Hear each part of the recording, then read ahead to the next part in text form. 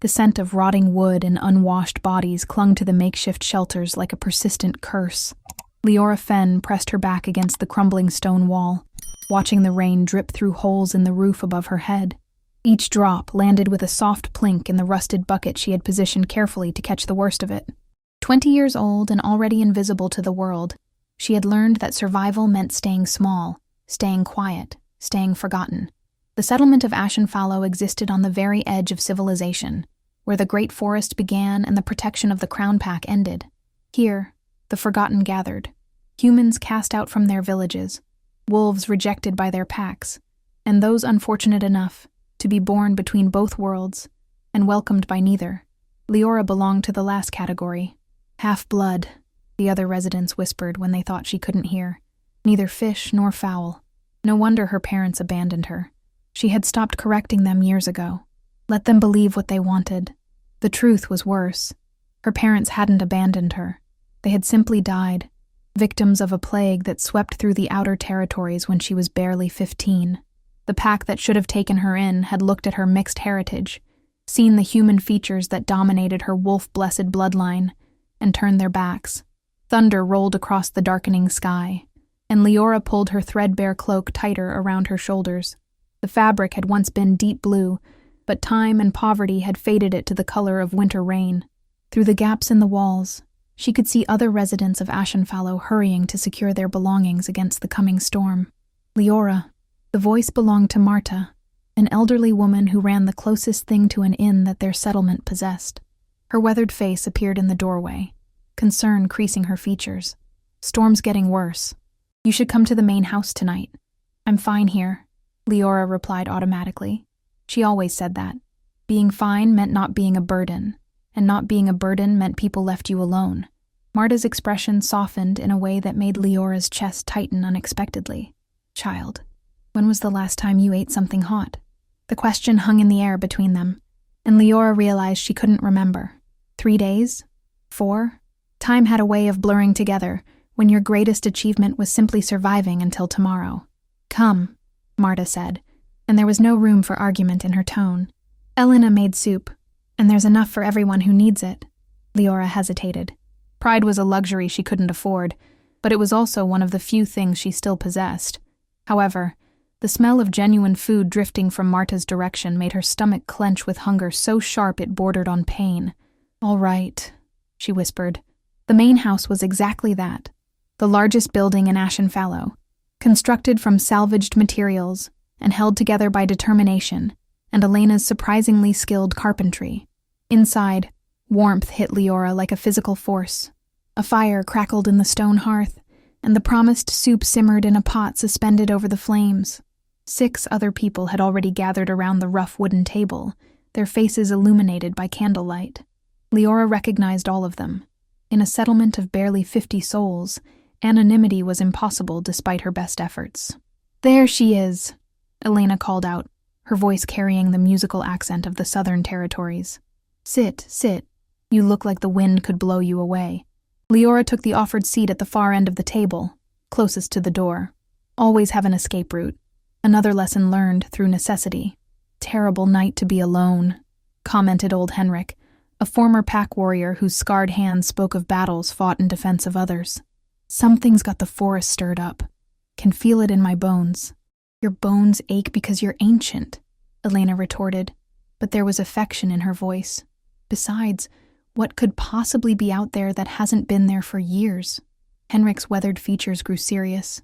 You youngsters don't remember the old stories. There are things in the deep woods that most packs pretend don't exist.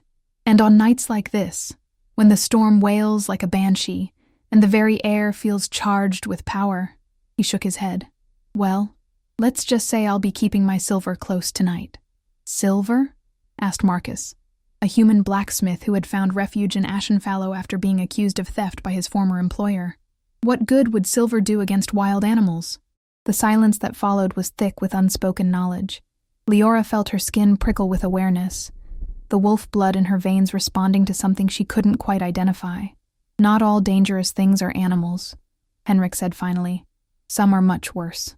Elena ladled soup into a wooden bowl and set it before Leora, with more gentleness than anyone had shown her in months. The broth was thin but warm, with bits of vegetable and what might have been rabbit floating in the amber liquid. It tasted like comfort and kindness, two things Leora had almost forgotten existed. Outside, the storm intensified. Wind howled around the building with increasing fury, rattling the shutters and sending drafts through every crack and crevice. But it was another sound that made everyone at the table freeze. A long, mournful howl that seemed to come from the very heart of the forest. "Wolf," Marcus whispered, his face pale. "Not just any wolf," Henrik corrected, his scarred hands gripping the edge of the table until his knuckles went white. "That's the sound of an alpha in distress." Leora's spoon clattered against her bowl as every drop of wolf blood in her veins suddenly sang with recognition. The howl came again, closer this time, filled with such raw agony that it made her chest ache in sympathy. "We should lock the doors," Elena said, already rising from her seat. "Whatever's out there." The sound came a third time, and now Leora could hear the human voice threaded through the wolf's cry.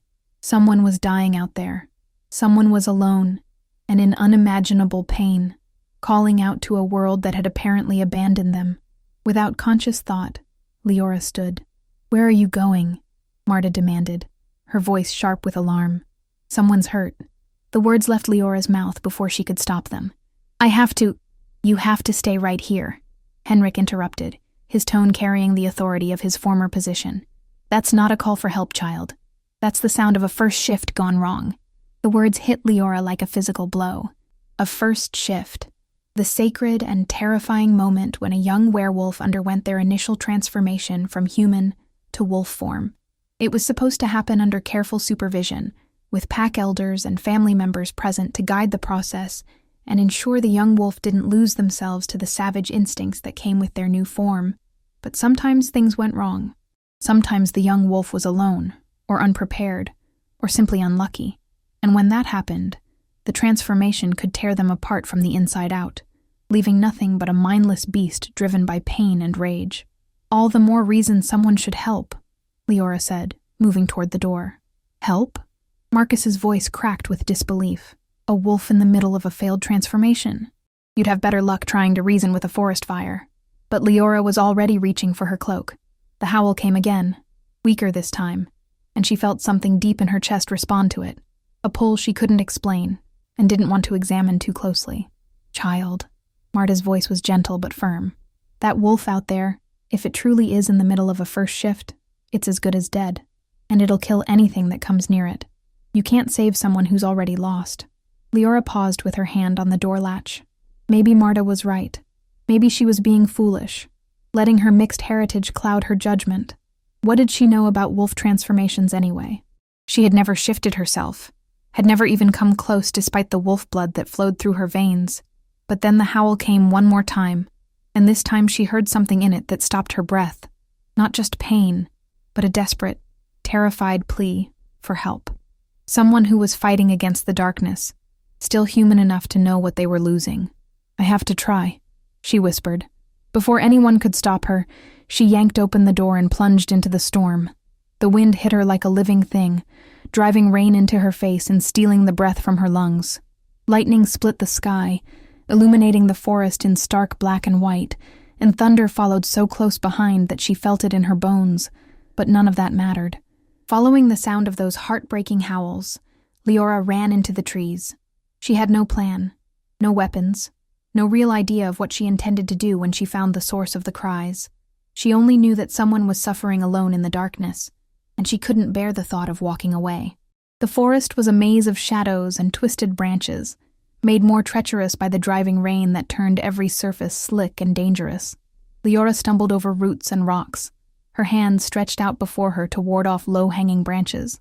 More than once she nearly fell, catching herself at the last moment on the rough bark of ancient trees. But the howls guided her forward like a beacon. They were getting closer now, and she could hear the other sounds that accompanied them. The crash of breaking branches, the wet thud of a heavy body striking the earth, the snarl of something caught between human speech and animal rage.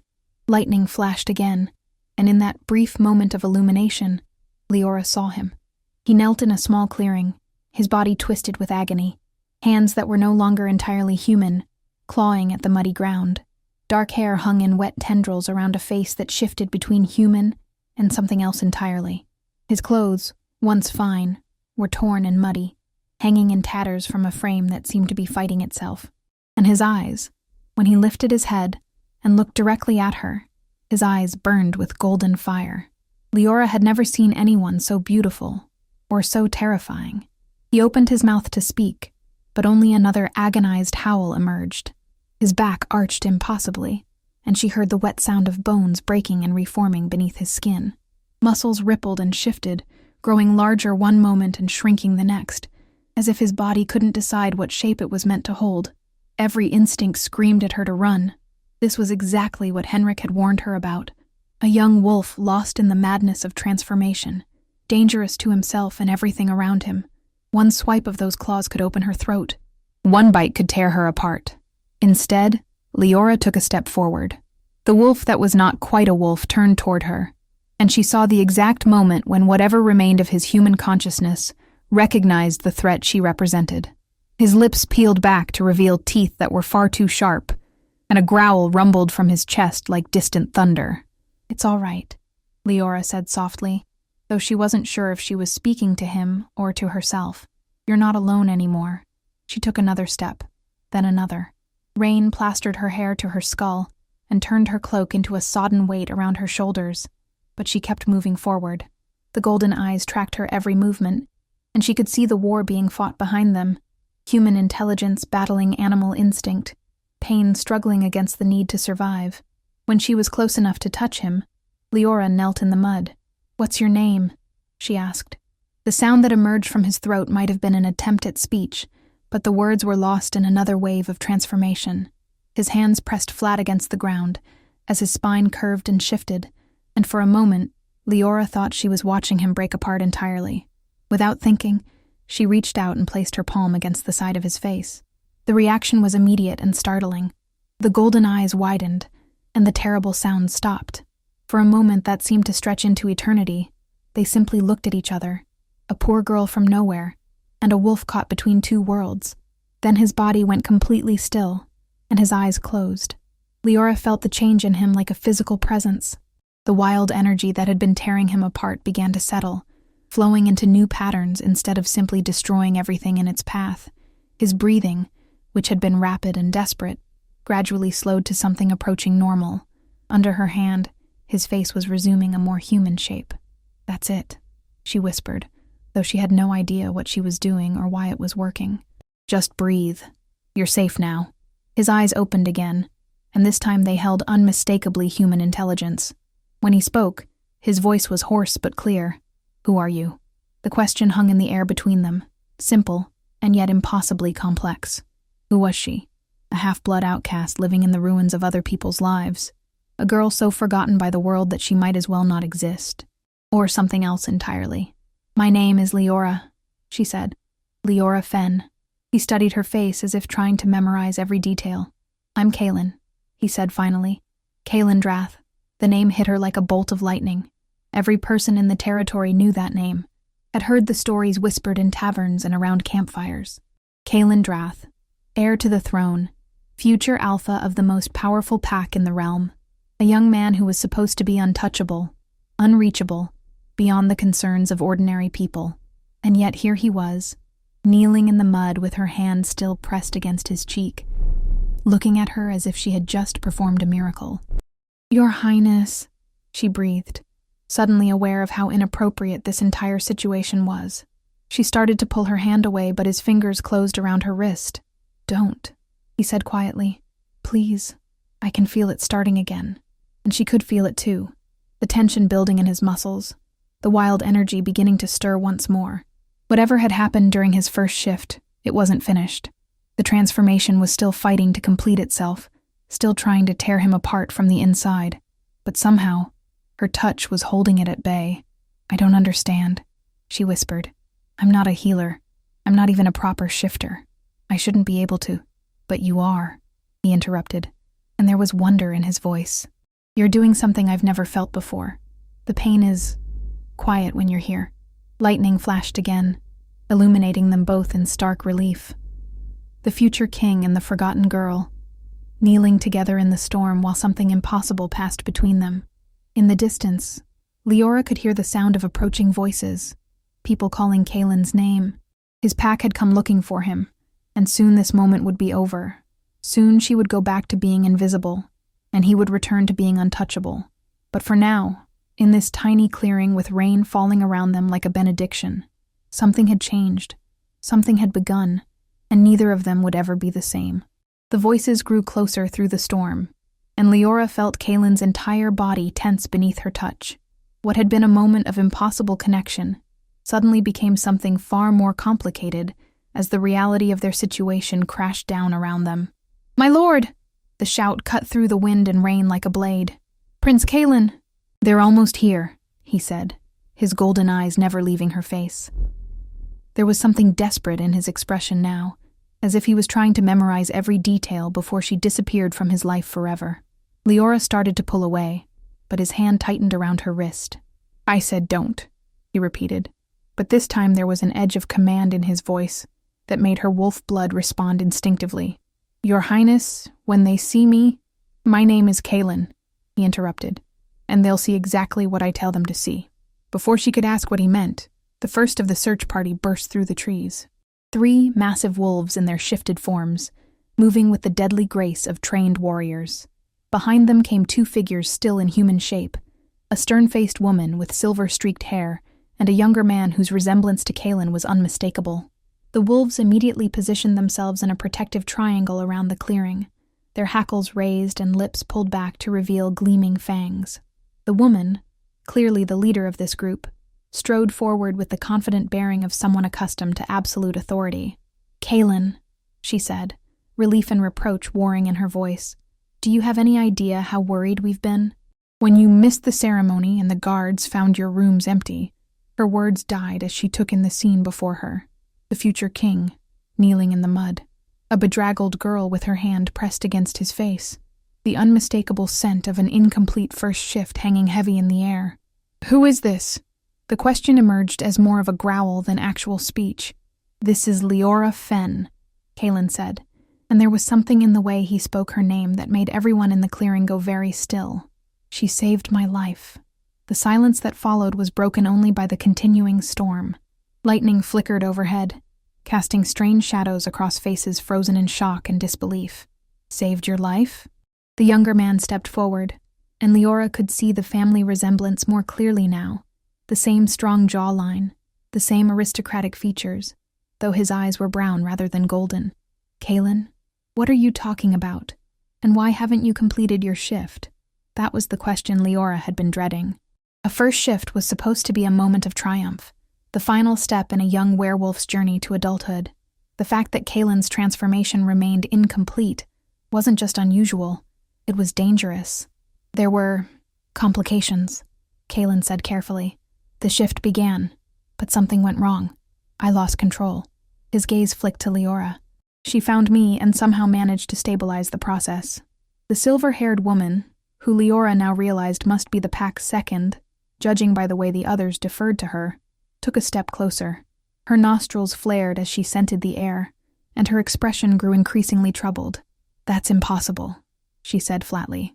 "No untrained individual, especially not a—" Her eyes swept over Leora's human features and ragged clothing. "Especially not someone like her could possibly interfere with a first shift. The energies involved are too complex, too dangerous. And yet here we are," Kaelin replied, his voice carrying a hint of the authority he would one day wield as Alpha. "Perhaps what we think we know about first shifts isn't as complete as we believed." Leora felt herself shrinking under the weight of their collective stare. These people existed in a world so far above hers that they might as well be different species entirely. What did she know about pack politics or transformation rituals? She was a half-blood nobody who lived in a settlement that barely qualified as civilization. "I should go," she whispered, trying once again to pull her hand away from Kaelin's face. But the moment she broke contact, his body convulsed. A sound somewhere between a gasp and a howl tore from his throat as the wild energy of the incomplete transformation surged back to life. His spine arched, and she could see the struggle playing out beneath his skin as human and wolf battled for dominance once more. "No." The command came from the silver-haired woman, but she was speaking to Leora, not Kaelin. "Don't move. Stay exactly where you are." Leora pressed her palm back against Kaelin's cheek, and immediately the convulsions stopped. His breathing slowed, and the terrible tension in his muscles began to ease. But the cost was becoming apparent. Whatever she was doing was draining her.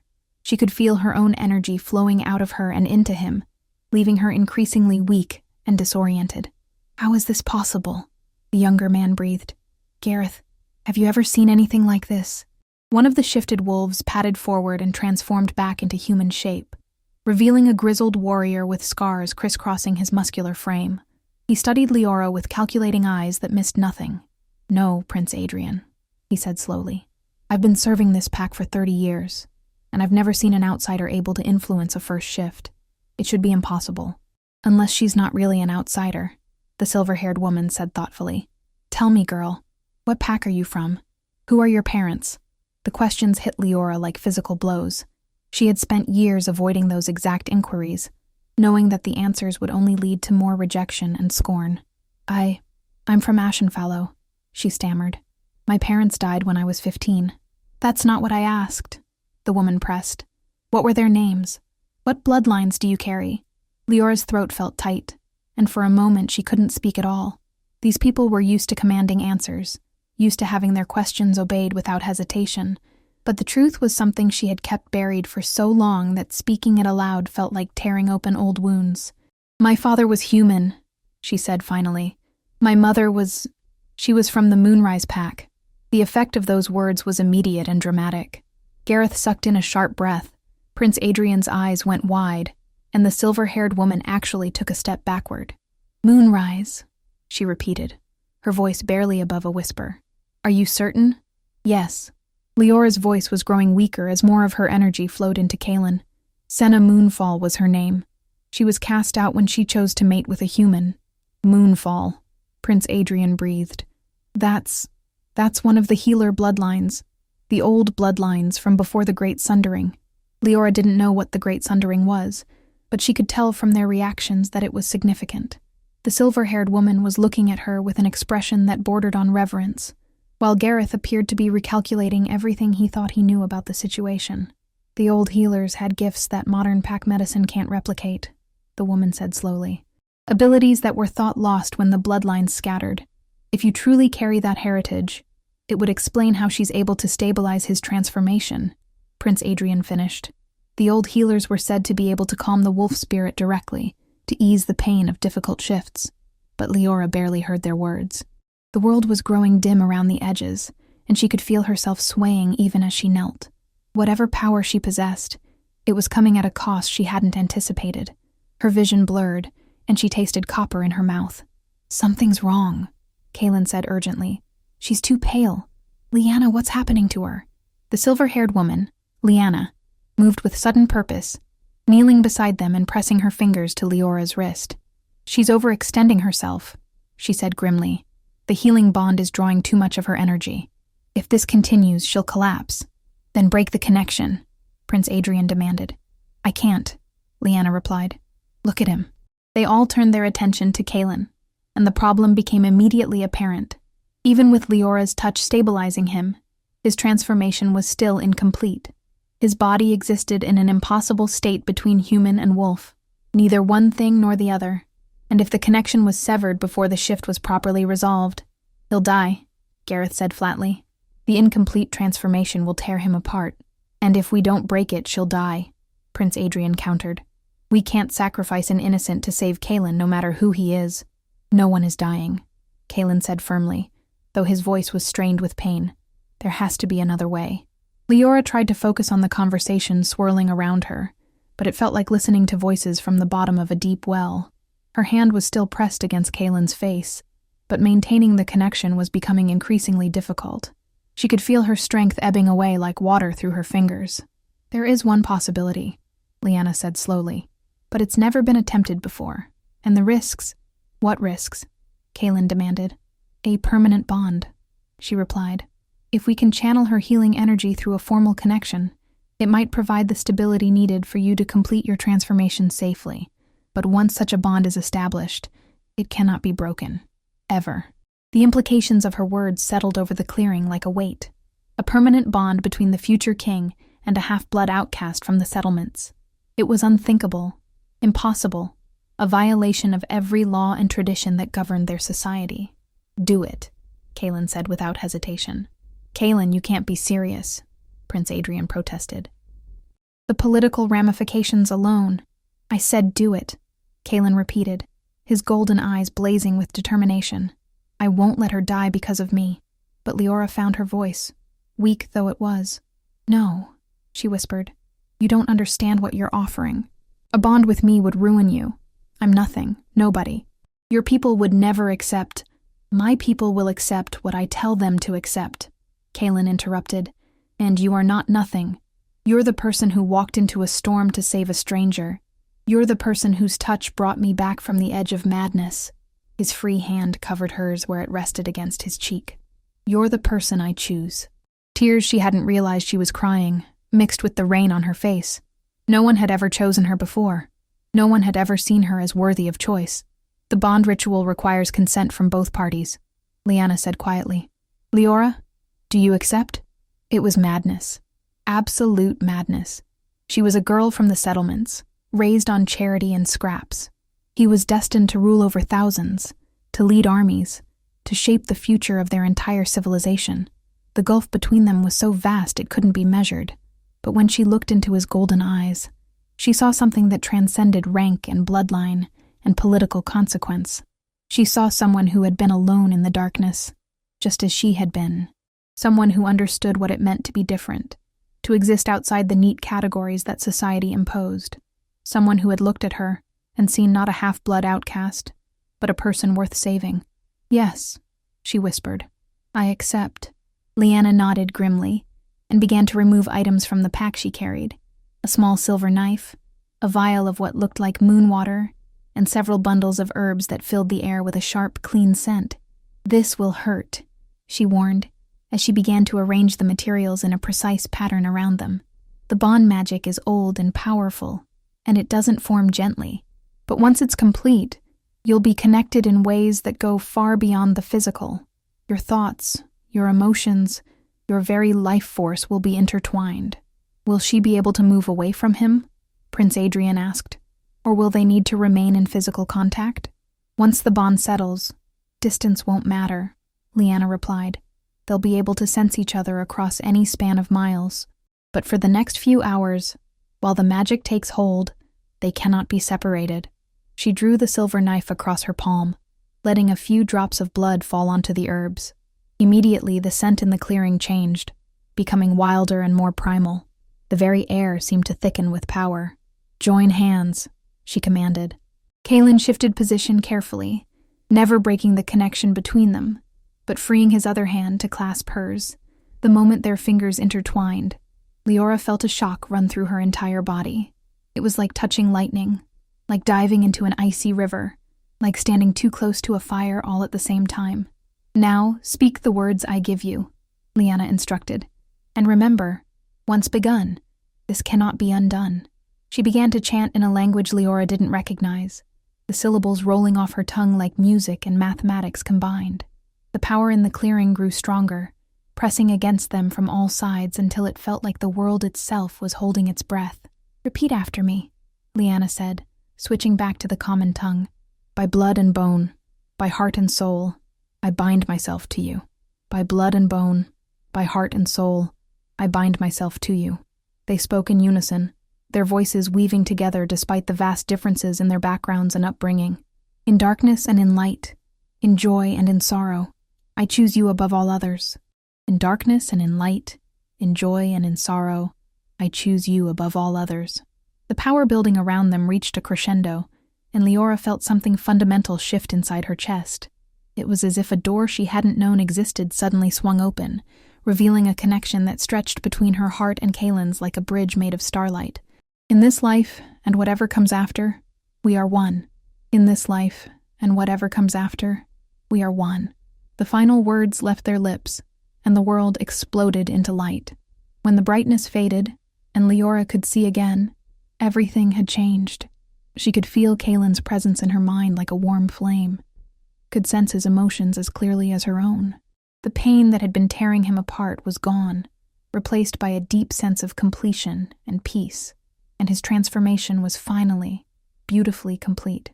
He knelt before her in perfect human form, no longer caught between two states of being. His golden eyes met hers, and in them she saw wonder and gratitude, and something else, something that made her heart skip a beat. "How do you feel?" Lyanna asked quietly. "Whole," Kalen replied, never taking his eyes off Leora. "For the first time in my life, I feel whole." But even as he spoke, Leora became aware of other changes happening around them. The members of the search party were staring at her with expressions ranging from shock to reverence to carefully concealed fear. She was no longer just a half-blood outcast from the settlements. She was bonded to their future king. "What happens now?" she asked, her voice barely above a whisper. Prince Adrian was the one who answered, his expression grim despite his brother's successful transformation. "Now," he said, "everything changes." In the distance, thunder rolled across the sky one more time, but the storm was already beginning to pass.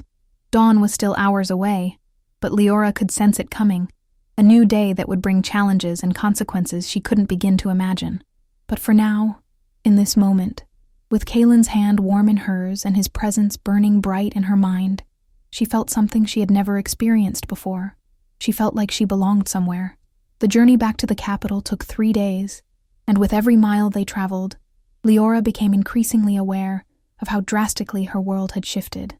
She rode behind Kalen on his midnight black stallion, her arms wrapped around his waist, feeling the steady rhythm of his heartbeat through the bond they now shared. But she was also acutely conscious of the eyes that followed them, curious, calculating, and sometimes openly hostile. Word had spread ahead of their arrival like wildfire.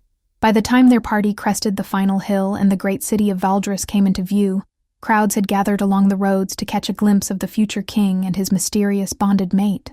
"They're staring," Leora whispered against Kalen's ear, her voice tight with anxiety. "Let them stare," he replied, his mental voice echoing in her mind, even as he spoke aloud. Through their bond, she could feel his calm confidence, his absolute certainty that he had made the right choice. "You have nothing to be ashamed of." But Leora wasn't so sure. The clothes Lyanna had provided for her were finer than anything she had ever owned. A deep green traveling dress with silver embroidery that complemented her mixed heritage rather than hiding it. Yet she still felt like a fraud, an imposter playing at being something she could never truly become. The city itself was overwhelming. Valdris sprawled across the landscape like a living thing, its white stone buildings and soaring towers gleaming in the afternoon sun. The streets teemed with people of every description, merchants hawking their wares, nobles in silk and velvet, children darting between the crowds with the fearless energy of youth, and all of them seemed to be looking at her. "The palace is just ahead," Prince Adrian said, riding up alongside them. Over the past 3 days, his initial shock had given way to a kind of resigned acceptance, though Leora could tell he still harbored serious doubts about the wisdom of his brother's choice.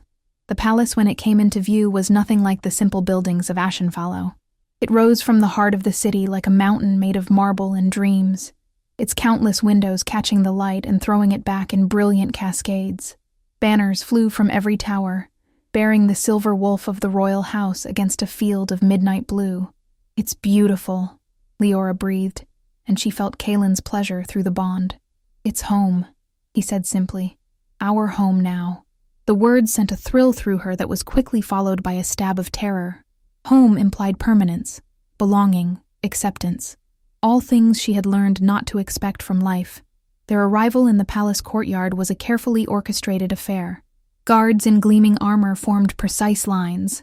Servants waited with practiced efficiency, and a small group of elaborately dressed individuals stood at the base of the palace steps, with expressions of barely concealed curiosity.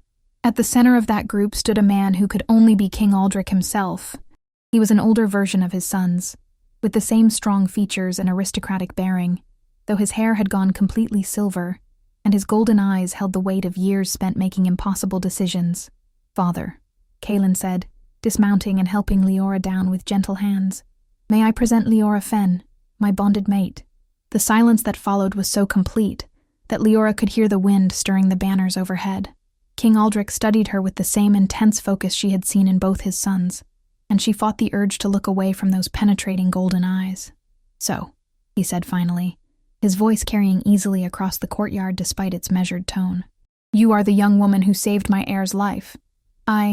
"Yes, Your Majesty," Leora managed, dropping into what she hoped was an appropriate curtsy. "I did what anyone would have done." "Did you?" There was something almost amused in the king's expression. "Because, from what I've been told, several highly trained pack warriors searched for my son and failed to find him. Yet you, with no formal training and no obligation to put yourself at risk, walked alone into a storm to help a stranger." Heat rose in Leora's cheeks. "He was in pain," she said simply. "I couldn't just leave him."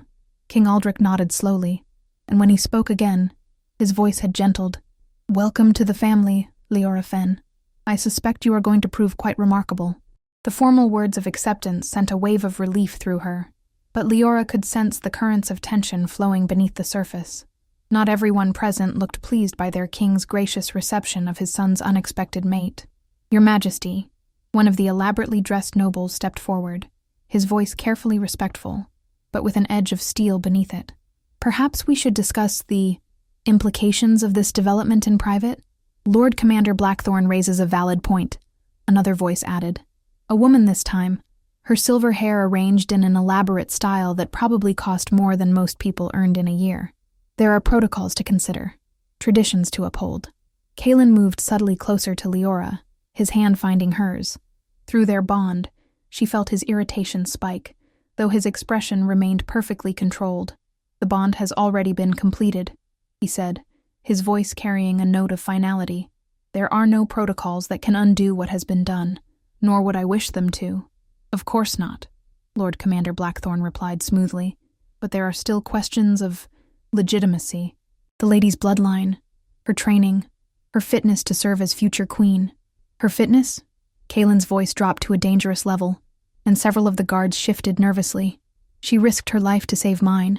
She stabilized a first shift that trained healers couldn't even approach. If that doesn't demonstrate fitness, then perhaps our definition of the term needs revision." "Peace, my son," King Aldrich intervened before the confrontation could escalate further. "Lord Commander, Lady Ravencrest, your concerns are noted and will be addressed in due time. But for now, I believe our guests would appreciate the opportunity to rest and refresh themselves." It was clearly a dismissal, and the nobles withdrew with varying degrees of grace. But Leora could feel their eyes on her as they departed, measuring, evaluating, finding her wanting in a dozen different ways. "Don't let them intimidate you," Prince Adrian said quietly once the courtyard had cleared. "They're just upset because they can't control what happened. The noble houses have been maneuvering for years to place their daughters in Kaelin's path. And now he's bonded to a nobody from the settlements," Leora said, unable to keep the bitterness from her voice. "I can understand their displeasure." "You're not a nobody," Kaelin said firmly, his mental voice reinforcing his spoken words. "You're my mate, the person who saved my life, the carrier of one of the oldest bloodlines in our history. That makes you far more valuable than any political alliance could ever be." But as they made their way through the palace corridors, Leora couldn't shake the feeling that she was walking into a trap. The walls were lined with portraits of previous kings and queens, their painted eyes seeming to follow her progress, with expressions of judgment and disapproval. Every servant they passed stared at her with barely concealed curiosity, and she could hear the whispers that followed in their wake. "These will be your rooms," Lyanna said, stopping before a set of ornate double doors. They adjoined the prince's chambers, as is traditional for bonded pairs. The rooms beyond were larger than the entire building Leora had lived in back in Ashenfallow. Rich tapestries covered the walls, depicting scenes of wolves running beneath a full moon. A fire crackled merrily in a fireplace large enough to roast a deer, and the bed was so enormous she could probably have fit 6 people in it comfortably. "It's too much," she said, overwhelmed by the luxury surrounding her. "It's what you deserve," Kaelin replied, but she could sense his own uncertainty through the bond. For all his noble birth and royal training, he was still only 22 years old, still learning to navigate the complex currents of palace politics. "Your Highness," a new voice interrupted from the doorway. "His Majesty requests your presence in the council chamber. There are matters that require immediate attention." Kaelin's jaw tightened. "Tell my father I'll be there shortly." "Actually, sire, he He was quite specific that you should come immediately. Through the bond, Leora felt Kaelin's frustration spike. He didn't want to leave her alone so soon, didn't want to face the inevitable questions and challenges without her by his side. But duty called, as it always would for someone in his position. "Go," she said quietly. "I'll be fine." But as soon as the door closed behind him, Leora felt the full weight of her isolation settle over her like a suffocating blanket. She was alone in a palace full of strangers, most of whom viewed her as an unwelcome intruder in their carefully ordered world. She moved to the window and looked out over the city sprawling below. Somewhere out there, people were going about their normal lives, unaware that their future queen was a half-blood girl from the settlements who had stumbled into royalty through sheer chance and circumstance. A soft knock at the door made her turn. "Come in," she called, expecting to see a servant or perhaps Prince Adrian. Instead, a young woman about her own age entered the room. She was beautiful in the way that only came from generations of careful breeding: golden hair, blue eyes, delicate features that belonged in a painting rather than real life. Her dress was the pale yellow of fresh butter, cut and tailored to perfection. "Lady Leora," she said, offering a curtsy that managed to be technically correct while still conveying subtle disrespect. "I am Lady Celeste Ravencrest. I thought perhaps you might appreciate some guidance in adjusting to your new circumstances." Something in the young woman's tone set Leora's teeth on edge, but she forced herself to respond politely. "That's very kind of you, Lady Celeste. Please, just Celeste. After all, we're going to be seeing quite a lot of each other." She moved into the room with the confidence of someone who belonged there, her eyes taking in every detail with sharp calculation. "These rooms are lovely, aren't they? I spent quite a bit of time here during Kaelin's courting period." The words hit Leora like a physical blow. Of course there had been other women before her. Kaelin was handsome, powerful, destined for the throne. He would have had his choice of noble daughters across the kingdom. "I see," she managed. "Oh, don't look so stricken," Celeste said with a laugh that didn't reach her eyes. "It was nothing serious, just the usual political dance. Though I must admit, I never expected him to choose quite so dramatically. I'm sorry if my bonding with Kaelin disrupted any plans you might have had," Leora said carefully. "Plans?" Celeste moved to examine one of the tapestries, her fingers trailing along the rich fabric. "Oh, my dear girl, you misunderstand completely. I'm not upset about losing Kaelin. I'm concerned about what your presence here might cost him." "What do you mean?" Celeste turned back to her, and for the first time her expression was completely serious. "Do you have any idea what it means to be queen? The responsibilities, the expectations, the constant scrutiny. Every word you speak will be analyzed, every action weighed and measured. You will be expected to navigate court politics that have been centuries in the making, to form alliances and manage rivalries that could determine the fate of the kingdom." Each word was like a knife thrust, precisely aimed and devastatingly effective. "And you don't think I'm capable of learning those things? I think you're a sweet girl who found herself in an extraordinary situation," Celeste replied. "But sweetness isn't enough to rule a kingdom. Blood matters here, Leora. Training matters. Connections matter. And you," she shrugged eloquently, "well, you have none of those things." "I have Kaelin," Leora said, but her voice sounded weak even to her own ears. "For now," Celeste agreed. "But what happens when the bond magic settles and he realizes what he's sacrificed? His throne, potentially. His people's respect, certainly. The stability of the entire kingdom, quite possibly. That's enough." The voice from the doorway was cold as winter steel, and both women spun around to find Prince Adrian standing there, his expression thunderous. "Your Highness," Celeste said, offering another perfect curtsy. "I was just welcoming Lady Leora to court. By telling her she doesn't belong here?" Adrian stepped into the room, and Leora was struck by how much he resembled his brother when he was angry. By undermining her confidence and questioning her worth? "I was simply being honest about the realities she'll face," Celeste replied, though her composure was beginning to crack under Adrian's withering stare. "No, you were being cruel," he said flatly. "And if I hear of you or anyone else attempting to intimidate my brother's maid again, you'll find yourself explaining your actions to my father. Is that understood?" Celeste's cheeks flushed red, but she managed to maintain her dignity as she backed toward the door. "Of course, Your Highness. I meant no offense." When she was gone, Adrian turned to Leora with concern written across his features. "Are you all right? I came to check on you and heard voices. I'm fine," Leora said automatically, though they both knew it wasn't true. Celeste's words had hit their mark with surgical precision, awakening doubts that Leora had been trying to suppress since the moment the bond was formed. "She's wrong, you know," Adrian said gently, "about all of it." "Is she?" Leora moved back to the window, staring out at the city without really seeing it. "I don't know anything about being royal, Adrian. I don't know how to navigate court politics or form strategic alliances. I can barely read, and my table manners would probably horrify a proper lady. Those things can be learned," he replied. "What can't be learned is courage, compassion, the willingness to sacrifice yourself for others. And you've already proven you have all of those qualities in abundance."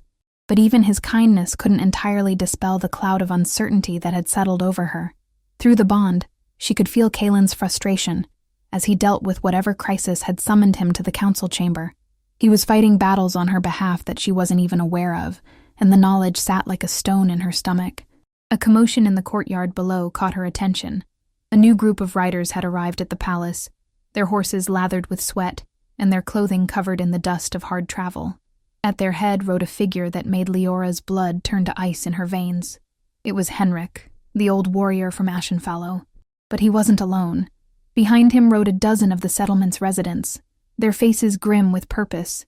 "Adrian," she said urgently, pointing toward the courtyard. "Those people are from my home. Something's wrong." They made their way down to the courtyard together, arriving just as Henrik dismounted from his exhausted horse. The old warrior's scarred face was drawn with fatigue and something that might have been fear. "Henrik," Leora called out, hurrying toward him. "What's happened? Why are you here?" He turned at the sound of her voice, and relief flickered across his weathered features. "Leora, thank the gods you're safe. We came as soon as we heard." "Heard what?" "About your bonding to the prince," Henrik replied. "Word reached us yesterday, along with other news." The way he said those last words made her stomach clench with dread. "What other news?" Henrik glanced around the courtyard, taking in the guards and palace staff who had gathered to observe this unexpected arrival. "Perhaps we should speak somewhere more private." Prince Adrian stepped forward, his authority cutting through the tension. "Use the small council chamber. I'll ensure you're not disturbed." Minutes later, they were seated around a polished wooden table, while Henrik and 3 other settlement leaders shared their story. What they revealed made Leora's world tilt on its axis once again. "There have been attacks," Henrik said without preamble. 3 settlements in the past week, all of them on the borders of Pact territory.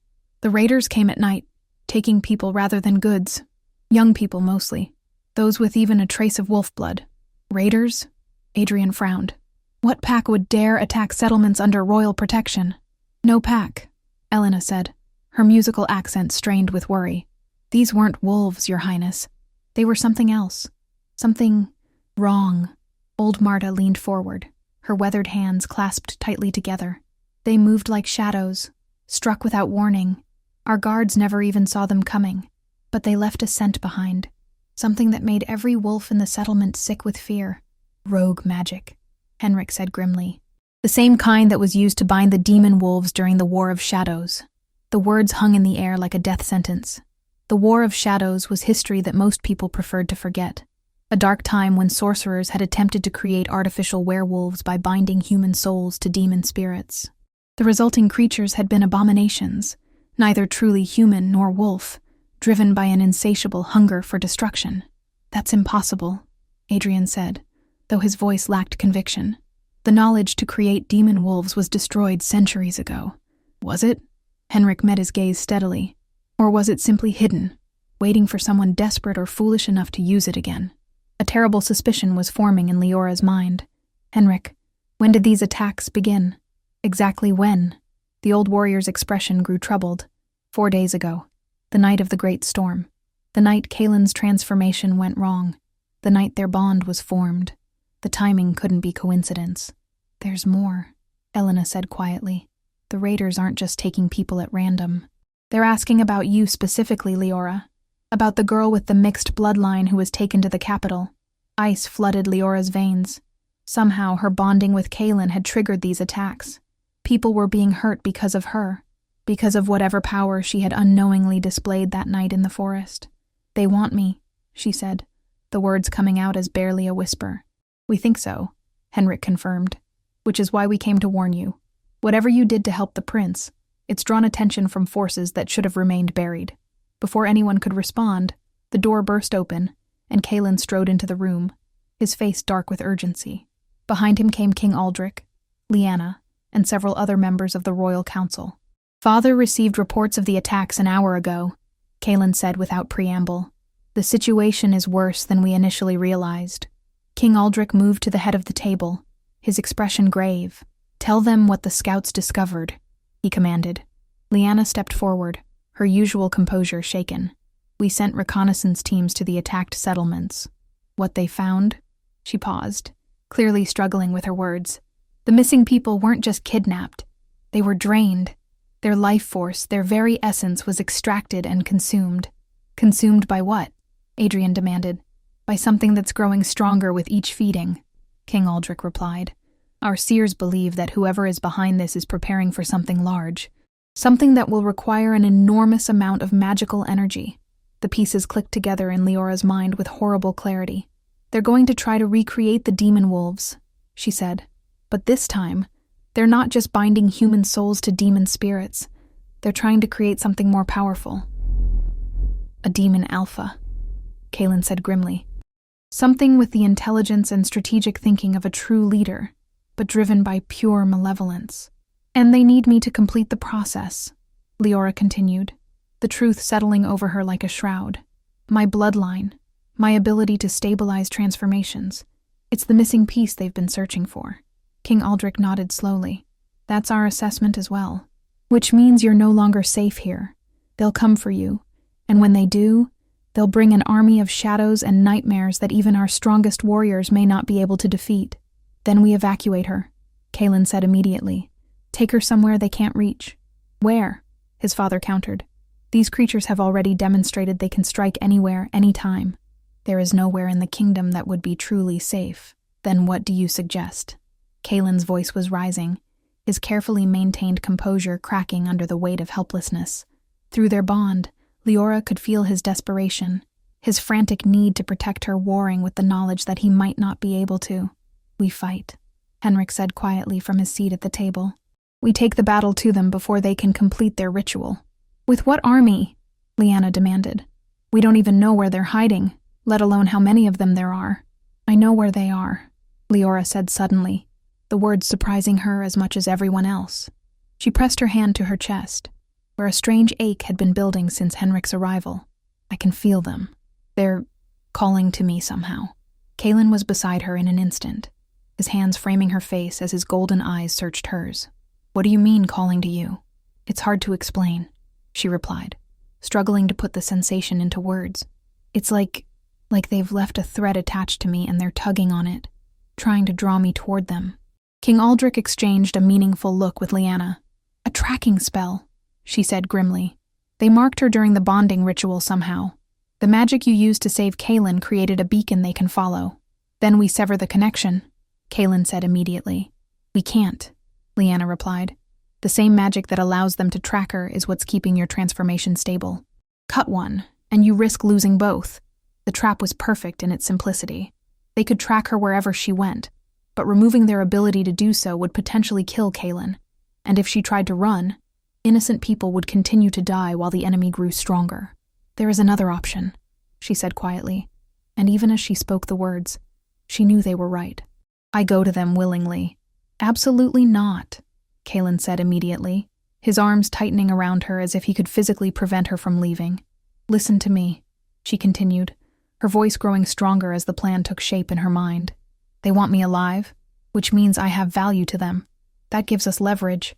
If I can get close enough to their leader, to wherever they're conducting their rituals, you could disrupt the process," King Aldrich said slowly. "Your healing abilities work by stabilizing magical energies. In theory, you might be able to interfere with their attempts to create a demon alpha." "In theory," Prince Adrian emphasized. "But the risks of doing nothing are worse," Leora interrupted. "Every day we wait, more people die, and eventually they'll complete their ritual with or without me. At least this way, we have a chance to stop them." "She's right," Henrik said reluctantly. "But she shouldn't go alone. Take a small strike force, people who can move quietly and strike fast." "I'll lead it," Kalen said immediately, but his father shook his head. "No, if something goes wrong, if Leora is killed or captured, the bond magic could destroy you as well. We can't risk losing both the Crown Prince and our only hope of stopping this threat." "Then I'll go," Adrian volunteered, "along with a hand-picked team of our best warriors." "No," Leora said firmly, surprising them all. "This has to be done right, and that means trusting the people who know me best." She turned to Henrik and the other settlement leaders. "Will you help me?" The old warrior's scarred face split into a grin that was equal parts pride and terror. "Girl, we've been fighting for survival our whole lives. This is just one more battle." The rest of the planning took hours. Maps were consulted, supply lists drawn up, contingency plans developed and discarded and developed again. Through it all, Leora felt the pull of the tracking spell growing stronger, like a compass needle swinging toward magnetic north. They were running out of time. As night fell over the palace, Kalen led her up to the highest tower, where they could look out over the city lights and speak privately. The bond between them hummed with shared emotion. Love, fear, determination, and an aching sadness for what they might be about to lose. "I won't let you do this," he said quietly, his arms wrapped around her from behind. "You can't stop me," she replied, leaning back against his chest. "And deep down, you know I'm right. Knowing you're right and accepting it are two different things." His voice was rough with emotion. "I just found you, Leora. I just learned what it means to be whole. How can you ask me to let you walk into certain death?" She turned in his arms, studying his beloved face in the moonlight. "Because that's what love means," she said simply. "Choosing to protect each other, even when it costs everything." He kissed her then, pouring all his desperation and devotion into the connection between their lips. Through the bond, she felt his love like a physical force, warm and strong and unbreakable. "Promise me something," he whispered against her mouth. "What?" "Promise me you'll come back. Promise me this isn't the end of our story." She wanted to make that promise, wanted to offer him the comfort of certainty, but she had learned too much about the cruelty of fate to make vows she might not be able to keep.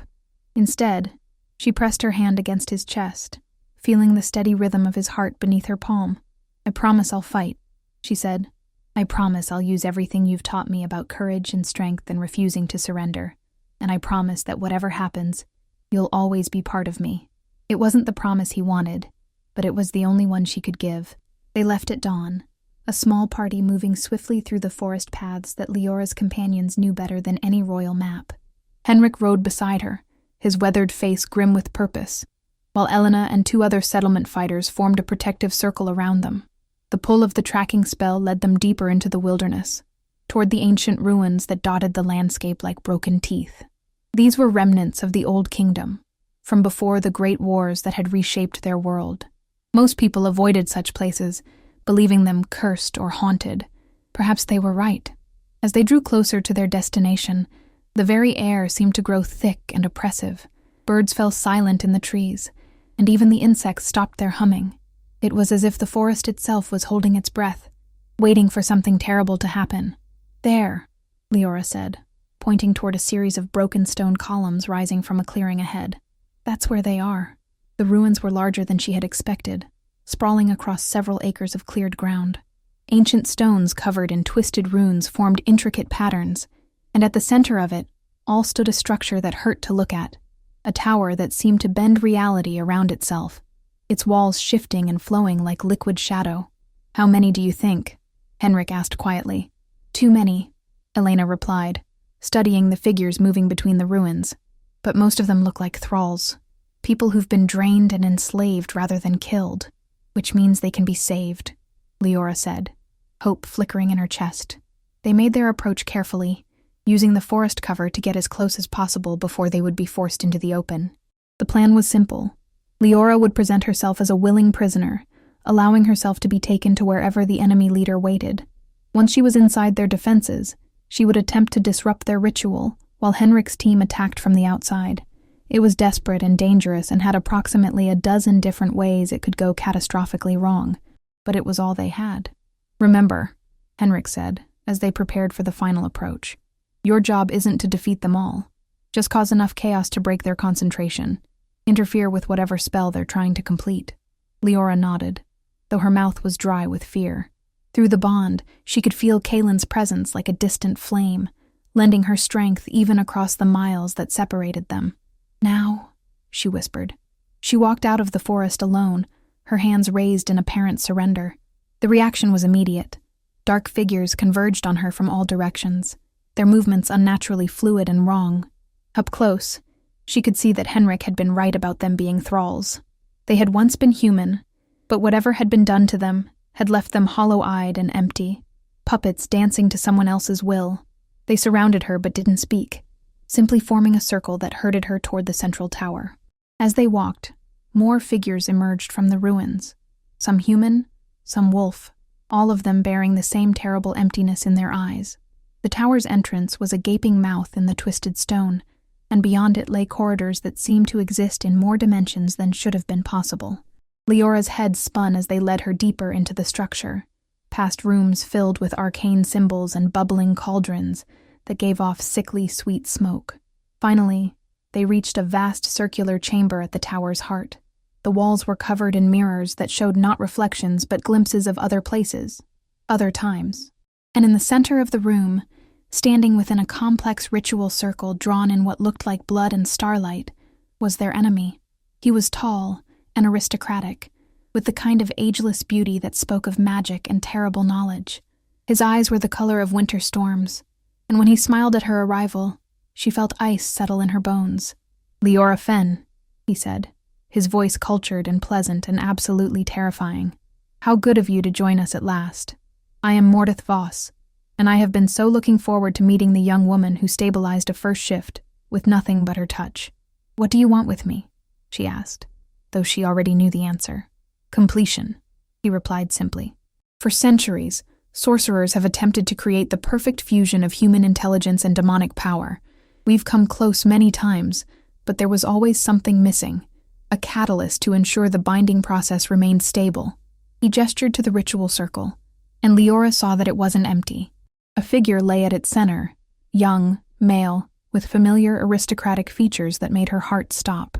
It wasn't Kaelin, but it could have been his brother, his cousin, someone from his bloodline. "Royal blood carries its own power," Mordeth continued conversationally, "and when combined with your unique abilities, well, I expect the results will exceed even my most optimistic projections." "The bond," she realized with growing horror. "You're going to use my connection to Kaelin to channel his bloodline power." "Precisely. Though I'm afraid the process will be rather hard on your young prince. The magical drain required for this ritual tends to be fatal." Rage flooded through Leora, hot and clean and stronger than fear. She had come here expecting to sacrifice herself, but she hadn't considered that her death might also doom Kaelin. The bond that had saved his life would become the weapon used to end it. "Now then," Mordeth said, gesturing for her to step into the circle. "Shall we begin?" But Leora had learned something important during her time at the palace, during her conversations with Adrian, and her observations of how power really worked. Sometimes the most effective weapon wasn't strength or magic or political authority. Sometimes it was simply refusing to cooperate. "No," she said. Mordeth's eyebrows rose in apparent surprise. "I beg your pardon?" "I said no. I won't help you. I won't step into your circle. I won't lend you my power, and I certainly won't let you use me to hurt Kaelin." The sorcerer's pleasant expression didn't change, but something cold and dangerous flickered in his winter storm eyes. "My dear child, I don't think you understand. This isn't a request." "And I don't think you understand," Leora replied, drawing on every lesson in courage and defiance she had ever learned. "I'm not some frightened girl from the settlements anymore. I'm the bonded mate of a prince, the carrier of an ancient bloodline, and the person who chose to walk into a storm to save a stranger, and I'm telling you no." For a moment, the chamber was absolutely silent. Then Mordeth began to laugh, the sound echoing off the mirrored walls until it seemed to come from everywhere at once. "Admirable," he said when his mirth subsided. "Truly admirable. but ultimately pointless. He raised his hand, and Leora felt invisible bonds wrap around her limbs, dragging her forward despite her struggles. The magic was stronger than her will, more powerful than her defiance. But it wasn't stronger than love. As the mystical chains pulled her toward the ritual circle, Leora reached out through her bond to Kaelin. Across the miles that separated them, she felt his answering presence, warm and bright and absolutely furious. What's happening? His mental voice was tight with concern. Leora, I can feel your fear. He's going to use our bond to kill you, she replied, not bothering to soften the blow. The ritual will drain your life force to power his demon creation. Then sever the connection, he said immediately. Break the bond before he can use it. That could kill you anyway, she protested, even as Mordeth's magic dragged her closer to the circle. Better that than letting him succeed. Leora, listen to me. You have the power to stop this. Your bloodline doesn't just stabilize transformations. It can disrupt them, too. The words hit her like lightning. Of course, if she could stabilize magical energies, she could also destabilize them. Turn that healing touch into a weapon capable of tearing apart even the most complex spells. But using such power would require her to open herself completely to the mystical forces around her, to become a conduit for energies that could easily burn her out from the inside. It would almost certainly kill her. I know, she whispered, understanding passing between them through the bond. I love you. And I love you. Now go save the world. Mordeth was speaking now, his voice rising in arcane syllables that made the air itself writhe and twist. The ritual circle began to glow with sickly light, and the unconscious figure at its center stirred as magical energy flowed into him. But instead of fighting the invisible chains that held her, Leora stopped struggling. Instead, she opened herself to the power flowing through the chamber, letting it fill her until she thought she might burst from the sheer force of it. Then she reached out with her healing gift, not to stabilize the energies around her, but to shatter them. The effect was immediate and catastrophic. The ritual circle exploded in a burst of chaotic light, sending Mordeth staggering backward with a cry of rage and disbelief. The unconscious figure at the center of the pattern convulsed once, and then lay still, free from whatever spell had been building around him. But the tower itself was also affected by her disruption. The walls began to crack and shift as the magical forces that held the impossible structure together came undone. Mirrors shattered, sending fragments of other realities spinning into the void. What have you done? Mordeth snarled, his cultured composure finally cracking. What I had to, Leora replied, feeling the power burning through her like acid. She was dying. She could feel it, but she wasn't finished yet. Drawing on the last of her strength, she reached out through the bond one more time, not to Kaelin, but to every person in the chamber who had been enslaved by Mordeth's magic. Her healing touch, magnified by the mystical energy still flowing through her, swept through the thralls like a cleansing wave. One by one, the hollow-eyed servants blinked and looked around in confusion as their stolen selves were returned to them. They saw the sorcerer who had enslaved them, saw the ruined ritual that would have damned them all, and their confusion turned to fury. Mordeth tried to cast another spell, tried to regain control of the situation, but he was overwhelmed by dozens of people who had nothing left to lose. The last thing Leora saw before darkness claimed her was the sorcerer disappearing beneath a wave of righteous vengeance. Then Henrik's scarred face appeared above her, and she felt strong arms lifting her from the collapsing floor. "Hold on, girl," the old warrior said gruffly. "Your prince is on his way, and he'll never forgive us if we let you die before he gets here." But Leora was already slipping away, her consciousness fading as the magical energies she had channeled finally burned through the last of her reserves. The bond with Kaelin was still there, still strong, but it felt distant now, like a light viewed through heavy fog. She had saved him, saved everyone. It was enough. She woke to sunlight streaming through familiar windows and the scent of medicinal herbs. For a moment, she couldn't remember where she was or why her entire body ached, as if she had been trampled by a herd of horses. Then she tried to sit up, and a familiar voice said, "Oh no, you don't." Kaelin appeared at her bedside, his golden eyes bright with relief, and something that might have been tears. "You've been unconscious for 3 days," he said, his hands gentle as he helped her settle back against the pillows. "The healers weren't sure you were going to wake up." "The ritual?" she asked, her voice coming out as barely a croak. Destroyed.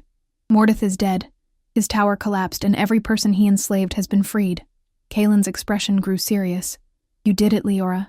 You saved everyone. And the bond? He smiled then, the expression transforming his entire face. Stronger than ever.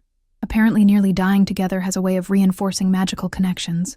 She laughed, though it turned into a cough that made her chest ache. Good. I was worried I might have to start the courting process all over again. Never, he said, leaning down to press a gentle kiss to her forehead. You're stuck with me now, whether you like it or not. Through the window, she could see the city of Valdris spread out below them, peaceful and normal, and blissfully unaware of how close they had come to disaster. People were going about their daily lives, secure in the knowledge that their future king and queen would protect them from the darkness. It was a responsibility that should have terrified her. A few weeks ago, she had been nobody, nothing, a half-blood outcast living on the margins of society. Now she was expected to help rule a kingdom, to be a leader worthy of the crown she would one day wear. But as she looked into Kaelin's golden eyes, felt his love flowing through their bond like warm honey, Leora realized she wasn't afraid anymore. She had walked into a storm to save a stranger, faced down a sorcerer to protect the innocent, and survived magical forces that should have destroyed her.